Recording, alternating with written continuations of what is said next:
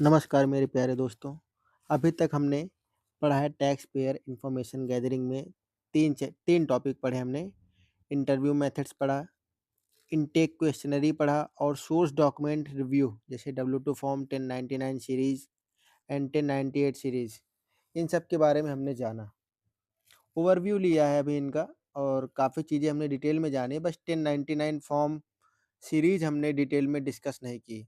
वो अभी इसलिए नहीं की क्योंकि वो आगे फुल लेंथ फॉर्म एक्सप्लेनेशन पड़े हुए हैं उनके, वो यहाँ पर सिर्फ़ ओवरव्यू के लिए ही है। तो हमारा जो नेक्स्ट है वो है प्रियर ईयर रिटर्न एनालिसिस, जो हमने पिछले साल रिटर्न फाइल किया था, उसका एनालिसिस करना। एक टैक्स प्रिपेरर के लिए सबसे ज़्यादा ज़रूरी है जो पिछले साल टैक्स पेयर ने रिटर्न फाइल किया है उसका एनालिसिस। अगर आपने किया है तब भी पे आपको ओवरव्यू लेना ही पड़ेगा क्योंकि आप इतने सारे लोगों का करते हैं, तो आपको सबका डाटा याद तो रहेगा नहीं, इसलिए एक बार एनालिसिस बहुत ज़रूरी है। ये बहुत ही इम्पोर्टेंट पॉइंट है। Exactly what to check in prior year in return, क्या-क्या हमें चेक करना है, वो हम अब डिटेल में डिस्कस करने जा रहे हैं। तो सबसे पहली चीज़ है फाइलिंग स्टेटस चेक करना है। सबसे पहला पॉइंट है फाइलिंग स्टेटस चेक करना है। फाइलिंग स्टेटस रिपीट होता है, यानी except divorce, marriage, marital change. ये जहाँ पर हमारा स्टेटस चेंजिंग की बात आएगी, वहाँ पर सबसे जो इम्पोर्टेंट चीज़ है वो यही चेक करना है कि हाँ, वो अभी भी शादीशुदा है या फिर उनका डाइवोर्स हो गया है या फिर वो पहले सिंगल थे, अब उनकी शादी हो गई है। ये सारी चीज़ें वहाँ पर चेक करनी होती है। यानी कि उन्होंने लास्ट ईयर में क्या दिखाया था और इस ईयर में क्या है, इसका हमें कंपैरिज़न करना होता है और यही हमारा इसका एक मेन मोटो है। तो अगर उन्होंने लास्ट ईयर एमएफजे, एमएफजे जान लो, मैरिज फाइलिंग जॉइंटली, यानी वो शादीशुदा थे, साथ में रह रहे थे और इस साल एमएफएस यानी मैरिज फाइलिंग सेपरेटली, यहाँ पर जे मतलब जॉइंटली है, यहाँ पर जे मतलब जॉइंटली है और इस मतलब सेपरेटली, यानी शादीशुदा का पहले जॉइंट थे, साथ में थे, अब वो सेपरेटली है। क्यों? इसको भी हम आगे डिस्कस करेंगे, लेकिन यहाँ पर इसका ओवरव्यू ले लो। Marriage filing jointly and marriage filing separately, J मतलब जॉइंटली, एस मतलब सेपरेटली। अब क्यों है यहाँ पर? ये यही तो हमें चेक करना है। लास्ट ईयर सिंगल था, इस साल हेड ऑफ हाउस होल्ड अपने आप को बता दिया, इसका प्रूफ चाहिए हमें।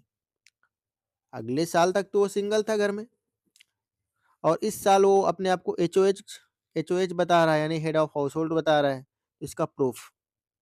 एचओएच क्या है ये भी हम आगे बताएंगे, अभी इसको आप दिमाग में रखो, कहाँ एचओएच जैसी कोई चीज़ है। लास्ट ईयर एचओएच था, हेड ऑफ हाउस होल्ड, और दिस ईयर भी, अगर इस साल भी तो उसका भी प्रूफ चाहिए। अगर अगले साल विडो थी, इस साल क्यूएसएस क्राइटेरिया, अब क्यूएसएस भी हम आगे डिस्कस करेंगे, अभी बस इतनी सारी चीज़ें चेक करनी होती हैं। तो टोटल हमारा कहने का मतलब ये है कि वर्बली कोई भी चीज़ पे भरोसा नहीं करना है, सारी चीज़ें के डॉक्यूमेंटेशन होते हैं, उन्हें हमें फॉलो करना पड़ेगा। तो एग्ज़ाम ट्रैप क्या है? हेड ऑफ हाउसहोल्ड और support test plus residency test mandatory. अगर कोई अपने आप को हेड ऑफ हाउसहोल्ड, कोई टैक्स पेयर अपने आप को बता रहा है कि नहीं मैं हेड ऑफ हाउसहोल्ड हूँ, सारी चीज़ें मैं ही मैनेज कर रहा हूँ, तो सपोर्ट टेस्ट और रेसिडेंसी टेस्ट, ये मैं भी आपको आगे बताऊँगा। रेसिडेंसी टेस्ट क्या है, सपोर्ट टेस्ट क्या है, ये मैंडेटरी है। ये पूरी तरीके से मैंडेटरी, आप इन्हें इग्नोर नहीं कर सकते। कैसे भी इन्हें इग्नोर नहीं किया जा सकता, ये मैंडेटरी है ये। एज़ ए टैक्स प्रिपेरर हम लोग एनरोल्ड एजेंट बनने वाले हैं, बनने जा रहे हैं, तो ये हमारे हमारे दिमाग में होना चाहिए कि हाँ, हेड ऑफ़ हाउसहोल्ड के लिए ये चीज़ें ज़रूरी हैं। अभी फाइलिंग स्टेटस चेक कर लिया एक नंबर पे, दूसरे नंबर पे हम लोग क्या चेक करेंगे? Dependent consistency check. डिपेंडेंट मतलब जो उनके बच्चे होते हैं, जो उनके ऊपर फैमिली में लोग डिपेंड हैं, उनका कंसिस्टेंसी वो अभी भी है कि नहीं है। आईआरएस सबसे बड़ा एग्जाम ट्रैप यही बनाता है। एग्जाम के पॉइंट ऑफ व्यू से भी यहाँ पर चेक करता है कि, और हमें ही चेक करना है क्योंकि हम रिटर्न फाइल करने जा रहे हैं, कि लास्ट लास्ट ईयर कितने डिपेंडेंट थे, उस टैक्स पेयर के ऊपर कितने लोग डिपेंड थे, अभी सेम है या फिर कुछ हट गए हैं या फिर कुछ ऐड हुए हैं। ये ये 3 अलग-अलग वर्ड है, लेकिन इनका मीनिंग समझो दोस्तों, कि अभी भी सेम है, कि कोई हट गया है या फिर कोई नया ऐड हुआ है। और कोई चाइल्ड रेसिडेंसी प्रूफ चाहिए, है ना? एंड बर्थ, कोई नया अगर आया है तो बर्थ हुआ होगा, या तो उसका जन्म हुआ है या फिर उसकी मृत्यु हुई अगर हटा है तो, और ऐड हुआ है तो अडॉप्शन, और ऑप्शन यहाँ यानी किसी को गोद ले लिया गया है, और अगर चाइल्ड है तो उसका रेसिडेंसी प्रूफ हमारे यहाँ बोलते हैं जन्म प्रमाण पत्र या फिर निवास प्रमाण पत्र, सॉरी, निवास प्रमाण पत्र, यानी रेसिडेंसी प्रूफ चाहिए कि हाँ वो उसके साथ में है। चाइल्ड अगर 19 ईयर से ज़्यादा का है और अब वो स्टूडेंट हो गया है तो उसका भी एक प्रूफ चाहिए, यानी स्कूल का डाटा, जो मैंने इसके पहले वाले वीडियो में डिस्कस किया था। वाई क्रिटिकल, ये क्यों क्रिटिकल है? CTC child tax credit and EIC earning tax credit. अब सीटीसी को थोड़ा सा समझ लो कि जो बच्चे होते हैं उनके ऊपर हमें कुछ रिफंड मिल जाता है, उनका हम ये शो कराते हैं कि हम उनका सारा खर्चा खुद मैनेज कर रहे हैं, 50% से ज़्यादा खर्चा मैनेज कर रहे हैं, तो उन पर हमें आईआरएस कुछ रिफंड देती है, यानी कुछ छूट देती है पैसों के मामले में। इसलिए ये सीटीसी और ईआईसी में लोग ये टैक्स पेयर इतना झोल करते हैं, इतनी सारी बातें घुमाते हैं, लेकिन हमें वर्बली कुछ भी बिलीव नहीं करना है। मैं फिर कह रहा हूँ कि वर्बली इनकी बातों पर बिलीव नहीं कर रहा है। आप टैक्स रिटर्न फाइल करने जा रहे हो तो CTC child tax credit and EIC earning income credit, और अर्निंग इनकम क्रेडिट यानी जो लोग इनकम करते हैं फिर मीडियोकर लेवल पे इनकम करते हैं, उनको भी हमारा आईआरएस कुछ रिफंड देता है, कुछ एग्जेम्पशन देता है, तो वो वर्बली क्लेम करते हैं, लेकिन आपको वर्बली उन पे बिलीव नहीं करना है। डिपेंडेंट पर बेस्ड है, इसलिए गलत डिपेंडेंट अगर हो गया आपका तो IRS notice guaranteed, tax payer का कुछ नहीं जाएगा, आपका आपका लाइसेंस भी कैंसिल हो सकता है। आगे लास्ट में, इसी चैप्टर के लास्ट में बताएंगे कि जो नोटिस वगैरह आती हैं तो उनके कितने टाइप की नोटिस होती हैं, किस टाइप का, और क्या-क्या उनमें कभी-कभी पेनल्टी इतनी हाई होती है कि आपकी पूरे साल की सैलरी चली जाएगी। इसलिए सबसे ज़्यादा ज़रूरी है कि हाँ, गलत डिपेंडेंट ना हो, आईआरएस का नोटिस ना आए बस आपको, इससे आपको बचना है। इतना हमने देख लिया। अब तीसरे नंबर पर हम लोग चेक करेंगे इनकम पैटर्न। क्या था उसका लास्ट ईयर में और इस ईयर में क्या है? Schedule C profit, schedule C हम आगे पढ़ेंगे। सेम रेंज है कि नहीं है? डब्ल्यू-2 एम्प्लॉयर्स सिमिलर है कि नहीं है? Investment and investment income. अब हमने कहीं पर एसआईपी किया है, कहीं पर किसी कंपनी में हमने इन्वेस्ट कर रखा है, तो उनका इनकम सेम है, अगर है तो क्यों है? रेंटल इनकम है, वो कभी-कभी बता रहे कंसिस्टेंट है। ये तो हो ही नहीं सकता ना कि आप एक किराएदार से हर साल वही वही किराया वसूल करें। ये तो हर जगह का नियम है, कि हर जगह का रूल है कि वो किराया बढ़ाते हैं, वो सेम बता रहा है। ऐसे नहीं होगा ना।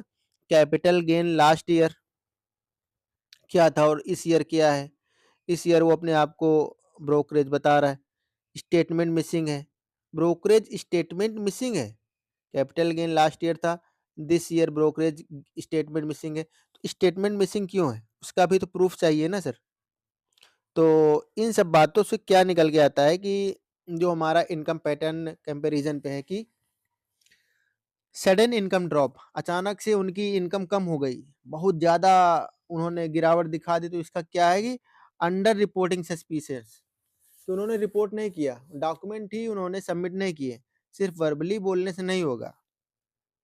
तो एक ये मान लो हमारा एक ये रेड फ्लैग है, अगर टैक्स पेयर हमें बता रहा है कि बहुत लो हो गई इनकम, इनकम अचानक से एकदम डाउन, डाउन एकदम से, तो फिर इसका मतलब क्या है कि वो हमें घुमा रहा है बातों में, उनकी बातों में नहीं आना है, सारी चीज़ें क्वेरी करनी है, हम टैक्स उनका प्रिपेयर कर रहे हैं, नुकसान उनका नहीं होगा, सबसे ज़्यादा नुकसान हमारा होगा, और फिर उनका ट्रस्ट भी हम हमारे ऊपर से जाएगा।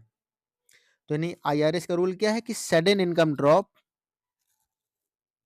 रूल समझिए, sudden income drop, under reporting suspicious, suspicion sorry, हाँ sorry suspicious, and carry overs. अब कैरी ओवर्स क्या है कि हमारे टैक्सेशन में कैरी ओवर्स वो होता है कि जो भी हमने टैक्स उनको दिया आईआरएस को, कई बार क्या होता है हम ज़्यादा टैक्स भर देते हैं, कई बार हम ज़्यादा टैक्स भर देते हैं तो हमें लगता है कि नहीं, अब जितना हमने ज़्यादा दे दिया वो तो मुझे मिलेगा नहीं, लेकिन ऐसा नहीं होता है, वो हमें आगे के साल में वो कैरी ओवर्स हो जाता है। किस तरीके से होता है वो समझो। कैरी ओवर्स जो प्रीवियस ईयर में होता है, जैसे capital loss carry overs, charitable carry overs, educator excess, AMT credit, passive active loss, net operating loss, क्यूबिटी adjustment and foreign tax credit carry overs. Carry overs मतलब वो टैक्स बेनिफिट जो इस साल पूरा नहीं हो पाया तो IRS अलाउ करता है कि तुम अगले सालों में ले सकते हो, ले जा सकते हो उनको। ये नहीं कि आपका यहीं पे हो गया। और QBI अभी हमने डिस्कस किया था QBI। तो QBI क्या होता है? Qualified business income, net income नहीं, सारे टैक्सेस वगैरह पे करने के बाद जो हमारी बिजनेस इनकम है उसे हम बोल रहे हैं। और AMT एक टर्म आया था AMT क्या है कि अल्टरनेटिव मिनिमम टैक्स, जो हम थोड़ा थोड़ा करके मिनिमम टैक्स भरते हैं वो है। तो ये सारी चीज़ें हमारी कैरी ओवर होंगी। और अगर ये एक भी मिस है तो रिटर्न रॉन्ग हो जाएगा।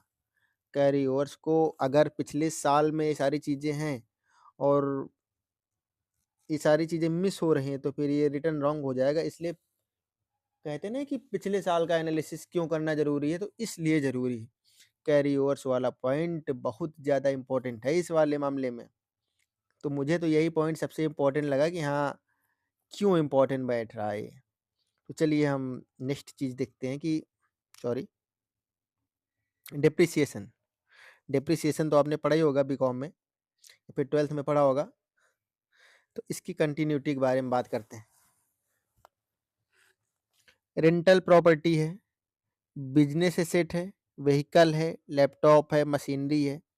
तो इन सब चीज़ों में जो हमारा डेप्रिसिएशन के कंटिन्यूटी का जो भी है हमारा कॉन्सेप्ट, लास्ट ईयर क्या था? MACRS मेथड था या फिर बेसिस था लाइफ पीरियड डेप्रिसिएशन।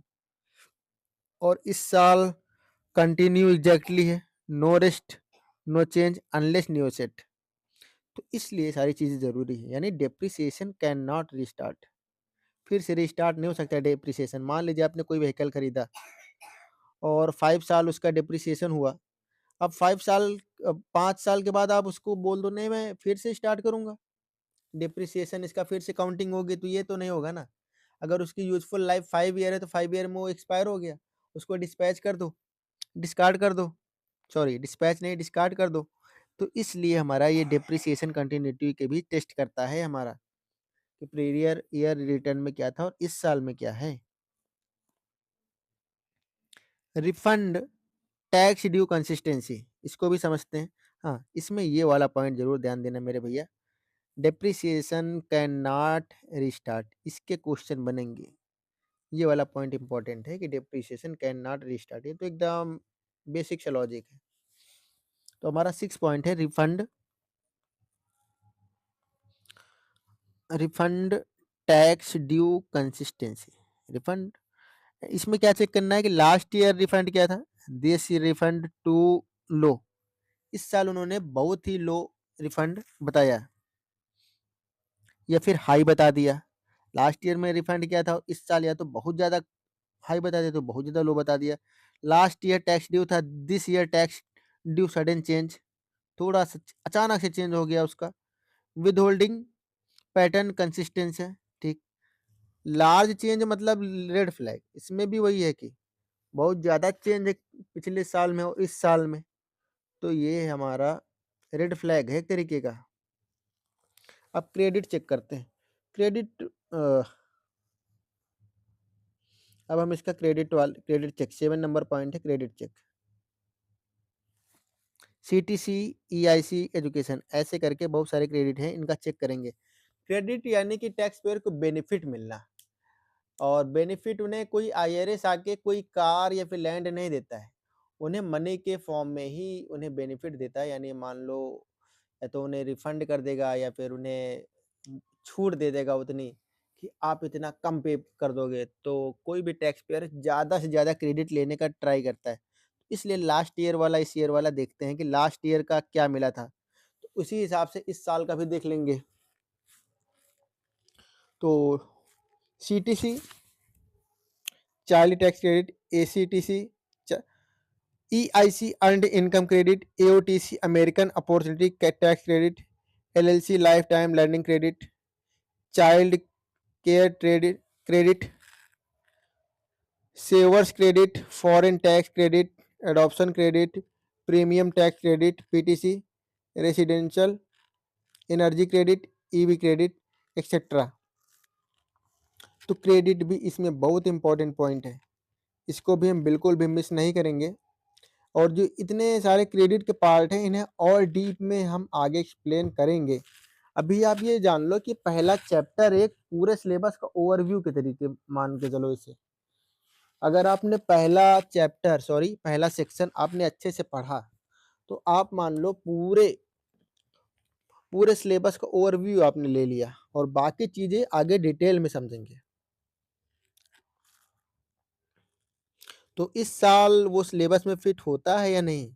अब schedule A versus standard, schedule A भी हम आगे पढ़ेंगे, बता रहे हैं अभी सिर्फ इनका ओवरव्यू मिल रहा है। आइटमाइज्ड है, आइटमाइज्ड वाला पार्ट हमने उसमें सिलेबस में डिस्कस किया था। मॉर्टगेज इंटरेस्ट है, रियल एस्टेट टैक्स है, चैरिटी, मेडिकल। इस साल टैक्स पेयर ने कहा आइटमाइज चाहिए, प्रीवियस ईयर रिटर्न कह रहा है कि स्टैंडर्ड डिडक्शन बेटर है। तो standard versus itemised is purely math based decision. तो इसलिए हमारा ये बहुत ही इम्पोर्टेंट है, क्या, ये प्रीयर ईयर एनालिसिस, इसका एनालिसिस करना हमारे लिए कितना इम्पोर्टेंट है वो हमने इस पार्ट में जाना इसको।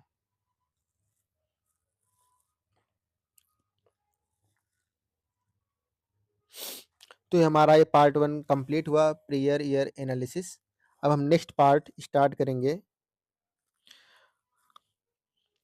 प्रीयर year return IRS. Prior year return के बारे में हम नेक्स्ट पार्ट में समझेंगे।